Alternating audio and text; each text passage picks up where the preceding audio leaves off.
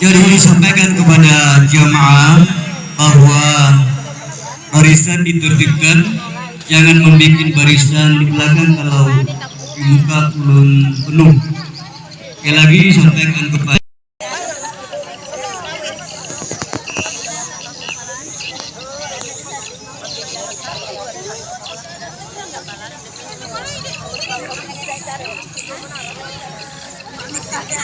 Allahu Akbar, Allahu Akbar, Allahu La ilaha illallah, Allahu Akbar, Allahu Akbar, walillahil hamd.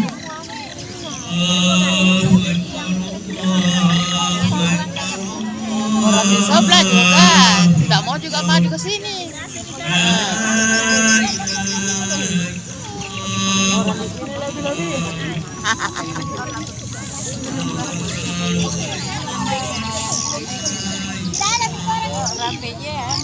Allah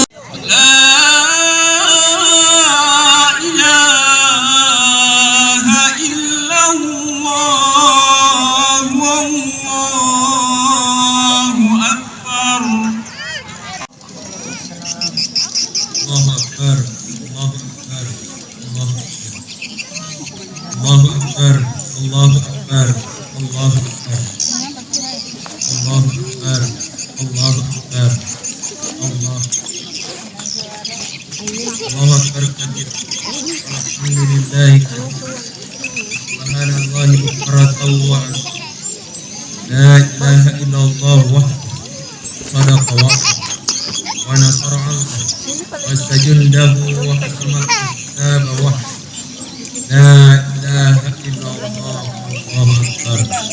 Allahu akbar walillahi alhamdulillah walillahi ala nasi hajjul baiti man istata'a ilaihi la ilaha illallah wahdahu la syarika wa asyhadu anna nabiyyana Muhammadan abduhu wa rasuluh. Wassalatu wassalamu ala sayyidina Muhammadin wa ala alihi wa ashabihi wa tabi'in wa man tabi'ahum bi ihsan ila yaumiddin. Amma ba'd. Ya ibadallah, usikum wa ya ibadallah. Allah Ta'ala fi kitabihil karim. A'udzu billahi minasyaitonir rajim. Inna a'tainakal kautsar. Shalli li rabbika wanhar. Sadaqallah. Allahu akbar, Allahu akbar, Allahu akbar. Allahu akbar walillah. Tiada ungkapan lain yang harus kita ucapkan selain kalimat alhamdulillahi rabbil alamin atas anugerah nikmat yang telah dikaruniakan kepada kita semua. Di antara nikmat yang tak bisa kita hitung satu persatu ini adalah kasih sayang Allah pada kita berupa umur panjang dan kesehatan, sehingga kita masih bisa bertemu dengan hari raya Idul Adha. Banyak saudara-saudara kita yang telah mendahului kita menghadap Allah Subhanahu wa Ta'ala, dan juga mereka yang saat ini terbaring dalam kondisi sakit sehingga tidak bisa bersama-sama dengan kita beribadah di tempat ini. Selain bersyukur, mari kita maksimalkan nikmat-nikmat ini untuk menjalankan misi utama kita diciptakan di dunia ini, yakni beribadah, menyembah Allah Subhanahu wa Ta'ala. Angka ini juga merupakan wujud syukur dalam tindakan yang akan menjadikan nikmat-nikmat ini akan tetap kita nikmati, dan lebih dari itu akan ditambah oleh Allah Subhanahu wa Ta'ala. Semoga kita bisa menjadi jiwa-jiwa yang pandai bersyukur, berupa syukur dalam ucapan, hati, dan tindakan kita atas semua nikmat. Pada setiap hari raya Idul Adha, kita tidak akan bisa terlepas dari 3 ibadah yang mampu meningkatkan ketakwaan kita kepada Allah Subhanahu wa Ta'ala. Ibadah tersebut adalah salat Id, kurban, dan ibadah haji. Selain memupuk ketakwaan dan keimanan kepada Allah Subhanahu wa Ta'ala, 3 ibadah ini mengandung banyak nilai-nilai dan hikmah yang mampu menjadikan kita pribadi yang baik dan semakin dicintai oleh Allah.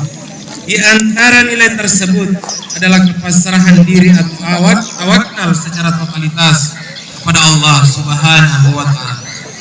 Pertama adalah salat. Ibadah sunnah ini terasa harus dan wajib dilakukan oleh umat Islam pada momentum Idul Adha. Jamaah mulai dari tua, muda, anak-anak berbondong-bondong menuju masjid dan tanah lapang untuk melaksanakan salat 2 rakaat ini.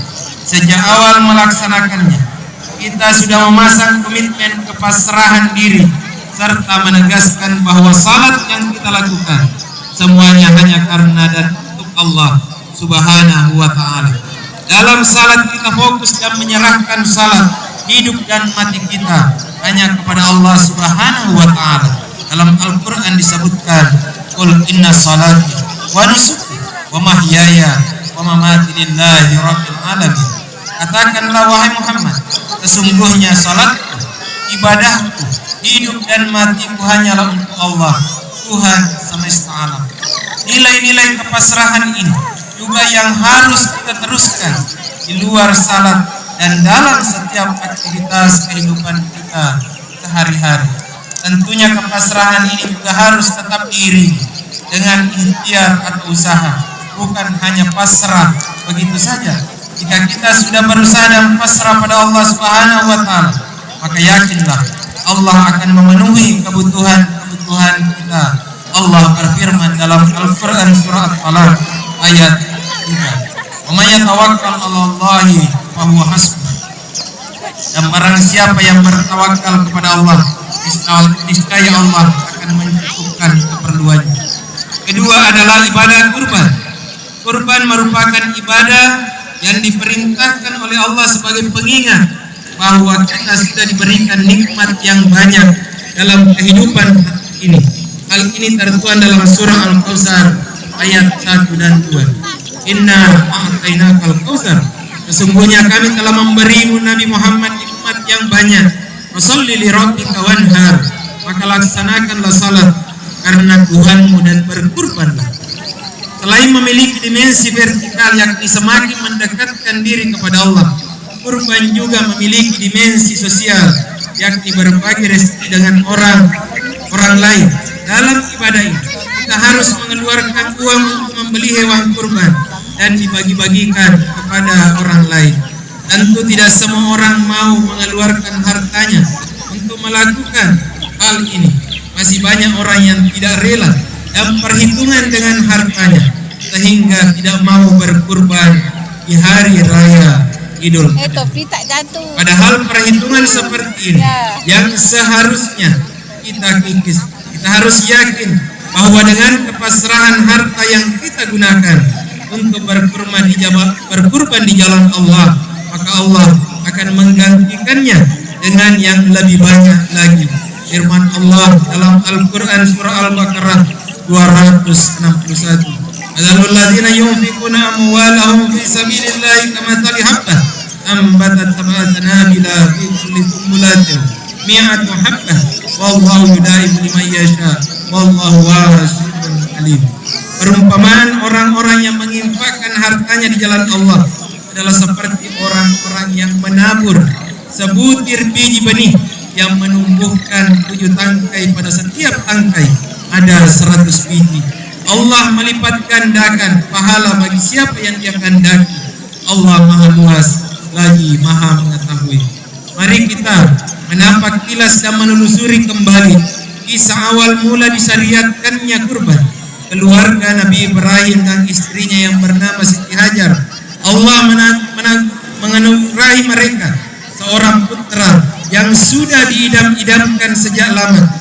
Kelahiran putra diberi nama Ismail ini diiringi dengan cobaan dari Allah Subhanahu wa Ta'ala. Melalui mimpi untuk menyembelih putra kesayangannya Ismail, perintah ini juga menjadi sebuah ujian keimanan dan ketakwaan Nabi Ibrahim kepada Allah, karena sebelumnya ia pernah mengeluarkan janji bahwa kalau Allah menghendaki Ismail untuk dikurbankan, maka ia akan melakukannya. Perintah itu pun akhirnya benar-benar datang kepadanya. Kisah Nabi Ibrahim terhadap anaknya Ismail alaihissalam kisahkan Allah dalam Al-Quran surah As-Saffat 102. Falamma balagha ma'ahu sa'ya qala ya bunayya inni ara fil manam anni asbahu kabandur ma satara qala ya abati al-ma tu'mar satajiduni insyaallah minas sabirin. Maka tak kala anak itu sampai pada umur sanggup berusaha bersama-sama Ibrahim. Ibrahim berkata, hai anakku, sesungguhnya aku melihat dalam mimpi bahwa aku menyembelihmu, maka pikirkanlah apa pendapatmu. Ia menjawab, hai bapakku, kerjakanlah apa yang diperintahkan kepadamu. Insya Allah kamu akan mendapatiku termasuk orang-orang yang sabar. Allahu Akbar, Allahu Akbar, Allahu Akbar, walillahil hamd. Tidak dapat kita bayangkan betapa berat dan hebatnya goncangan jiwa yang dialami oleh Nabi Ibrahim alaihissalam ketika menerima perintah Allah itu.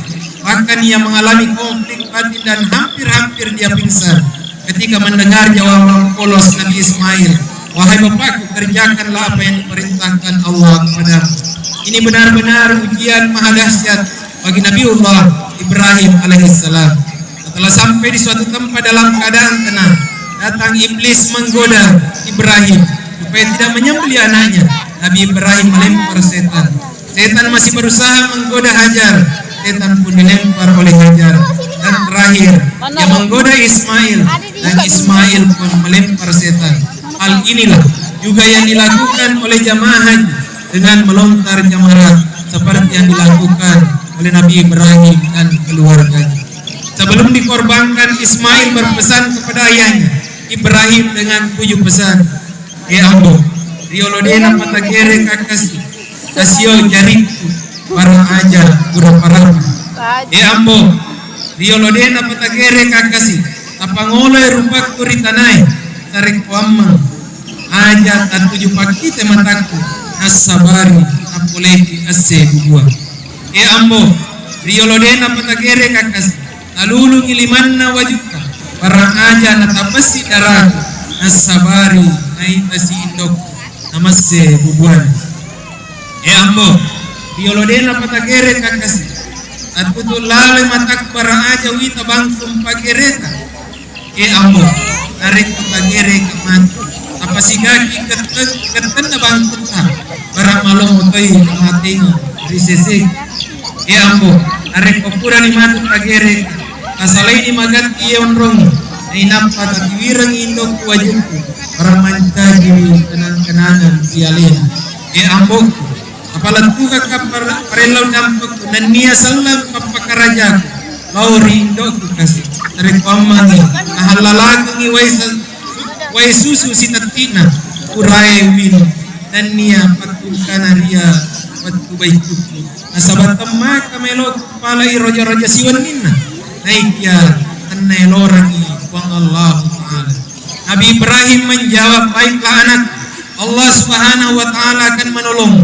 Setelah Ismail putra tercinta ditelentangkan di sebuah batu dan pisau pun diletakkan di atas lehernya, Ibrahim pun menyembelih dengan menekan pisau itu kuat-kuat, namun tidak mempan, bahkan tergores pun tidak.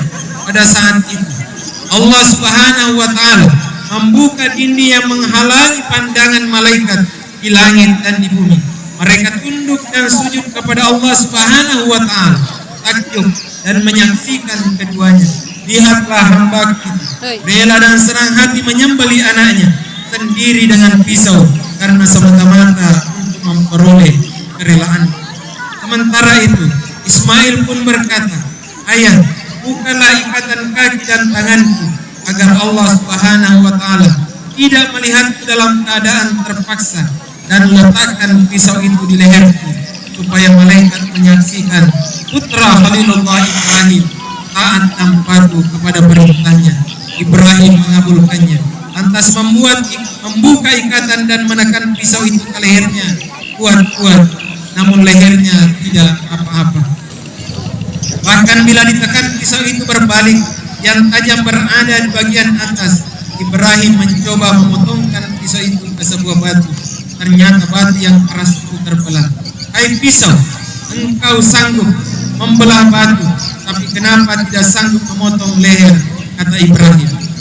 Dengan izin Allah Subhanahu wa Ta'ala, pisau itu menjawab, Anda katakan potonglah, tapi Allah mengatakan jangan potong. Mana mungkin aku memenuhi perintahmu wahai Ibrahim jika akibatnya akan durhaka kepada Allah Subhanahu wa Ta'ala. Dalam pada itu Allah Subhanahu wa Ta'ala merintahkan Jibril untuk mengambil seekor kibas dari surga sebagai gantinya. Dan Allah Subhanahu wa Ta'ala berseru dengan firman-Nya, menyuruh menghentikan perbuatannya. Tidak usah diteruskan pengorbanan terhadap anaknya. Allah telah meridhoi ayah dan anak, memasrahkan tawakal mereka. Sebagai imbalan keikhlasan mereka, Allah mencukupkan dengan penyembelihan seekor kambing sebagai kurban, sebagaimana diterangkan dalam Al-Quran surah Safat ayat 107 sampai 110. Wabadainahum bisibin adim, watarakna alaihi bil akhirin. Salamun ala Ibrahim, kadzalika najzil muhsinin. Dan kami tebus anak itu dengan seekor sembelihan yang besar. Kami abadikan untuk Ibrahim itu pujian yang baik di kalangan orang-orang yang datang kemudian, yaitu kesejahteraan dilimpahkan atas Ibrahim. Demikianlah kami memberi balasan kepada orang-orang yang berbuat baik.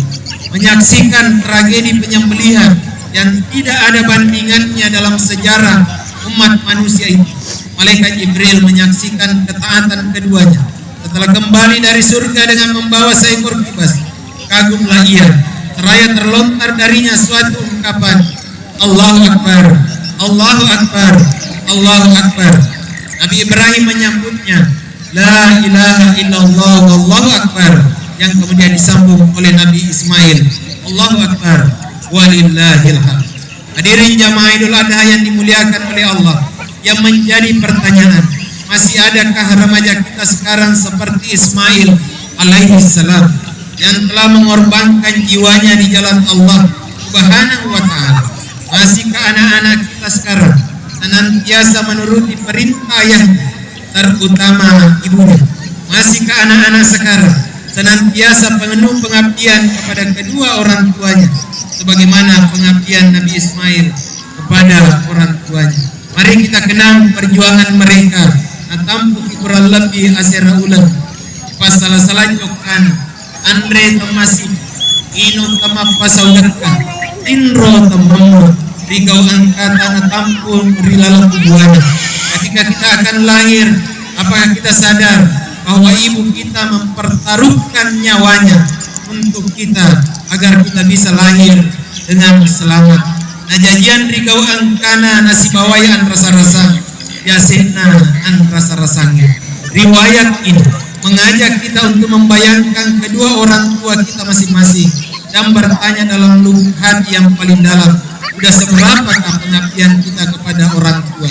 Sampai di mana usaha kita telah membantu orang tua kita? Apakah kita selama ini menyayangi keduanya sampai berumur lanjut? Sejak kecil mereka mendoakan kita. Nah, apakah kita sering mendoakan mereka? Ibu dengan susah payah merawat kita sejak dalam kandungan, dan ibu telah mempertaruhkan nyawanya antara hidup atau mati saat kita akan dilahirkan. Wajar jika Nabi Shallallahu Alaihi Wasallam bersabda, Al-Jannatu tahta aqdamul ummahat, surga terletak telapak kaki ibu. Ketiga adalah ibadah haji. Dalam ibadah yang menjadi rukun Islam kelima ini, kita juga diajarkan nilai-nilai pasrahan kepada Allah. Bagaimana tidak? Saat menjalankan ibadah haji, kita harus jauh-jauh pergi ke tanah suci Mekah, meninggalkan orang-orang yang kita cintai dan memasrahkan semuanya kepada Allah. Selain itu, kita juga harus merelakan diri untuk mengeluarkan banyak harta agar kita bisa ke Baitullah, menyempurnakan keislaman kita dengan berhaji. Bukan hanya dari sisi materi, saat ini kita juga mengetahui bersama betapa panjangnya waktu antrean sampai dengan puluhan tahun agar kita bisa berangkat haji. Ini mengandung hikmah bahwa kita tidak harus tetap berusaha untuk bisa berangkat ke tanah suci dengan upaya mendaftarkan diri, lalu setelah itu kita pasrahkan semuanya kepada Allah Subhanahu wa Ta'ala. Sedangkan dengan kepasrahan untuk mengeluarkan harta dan lamanya waktu, kemudian Allah mengawali perintah haji dengan kata-kata lillah, untuk Allah. Hal ini termaktub dalam Al-Quran surah Al-Imran ayat 97. Walillahi 'alan nasi hijjul baiti man istata'a ilaihi sabila man kafara fa innallaha ghaniyyun 'anil 'alamin. Di antara kewajiban manusia terhadap Allah adalah melaksanakan ibadah haji ke Baitullah, yaitu bagi orang yang mampu mengadakan perjalanan ke sana. Siapa yang mengingkari kewajiban haji, maka sesungguhnya Allah Maha Kaya, tidak memerlukan sesuatu pun dari seluruh alam. Pada tanggal 9 Zulhijjah kemarin, sebanyak 2 juta jamaah haji saudara-saudara kita melakukan wukuf di padang Arafah. Al-Hajju Arafah, haji adalah Arafah, dengan berpakaian ihram, pakaian yang tak berjahit. Seluruh jamaah haji memakai pakaian ihram berwarna putih yang melambangkan suci.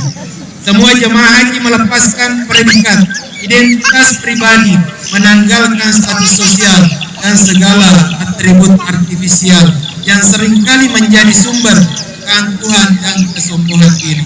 Suasana wukuf di Arafah menggambarkan pada masyar mini yang dihadapi seluruh umat manusia.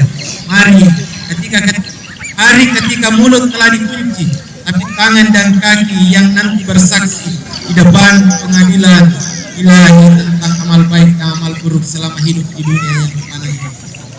Al-yawma nahtimu ala afwahihim wa tukallimuna aydihim wa tashhadu arjuluhum bima kanu yaksibun. Umat Islam di tanah suci Mekah menggambarkan eksistensi manusia di hadapan kebesaran Rabb yang Maha Agung. Mereka senantiasa bertalbiyah, labbaik Allahumma labbaik, labbaik la syarika lak labbaik, innal hamda wa ni'mata laka wal mulk la syarika lak. Kami penuhi panggilanmu wahai Allah. Wahai Allah, kami datang memenuhi seruan, tiada sekutu bagimu. Sesungguhnya segala puji, nikmat dan karunia hanyalah milikmu. Milikmu segala kekuasaan dan kerajaan, tiada sekutu bagimu. Demikianlah nilai-nilai kepasrahan diri kepada Allah yang terkandung dalam 3 ibadah di hari raya Idul Adha. Semoga kita senantiasa bisa mempraktikannya dalam kehidupan kita sehari-hari. Amin. Qul qauli hadza wastaghfirullah wa lakum wastaghfiruhu innahu huwal ghafurur rahim.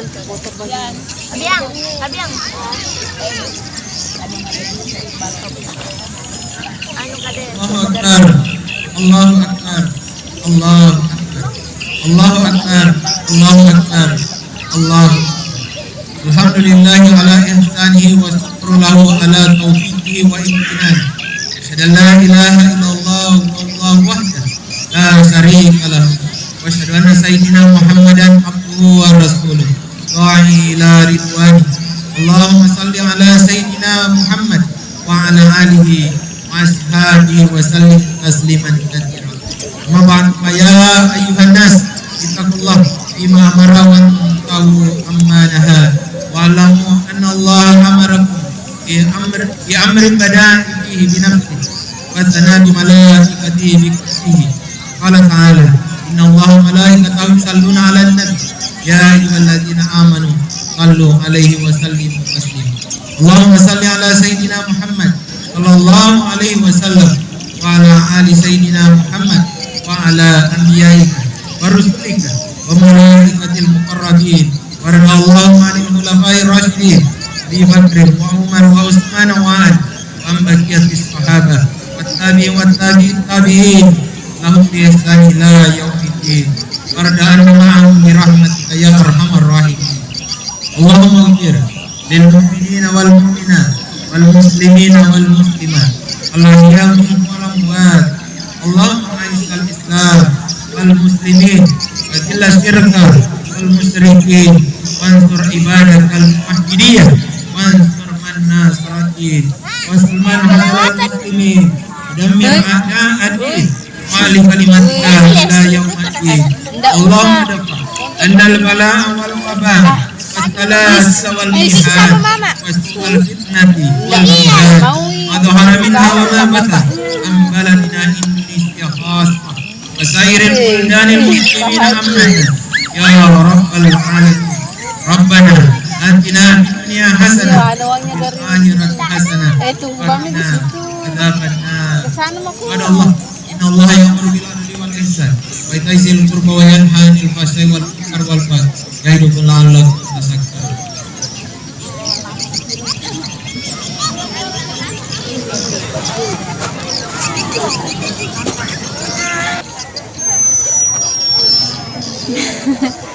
Ini nih.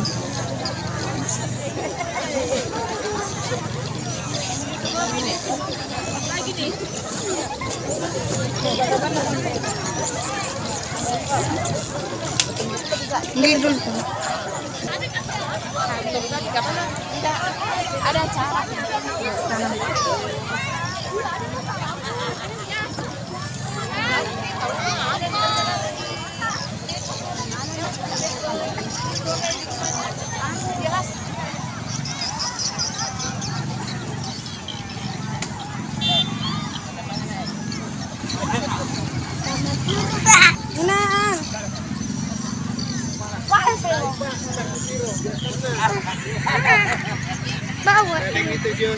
Al makatok baik. Gila kamu bersoal.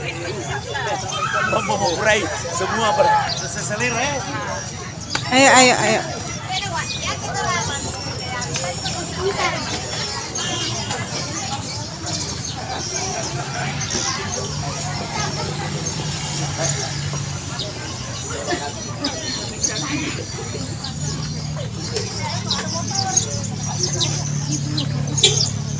Astaga, tinggalin di sana ya.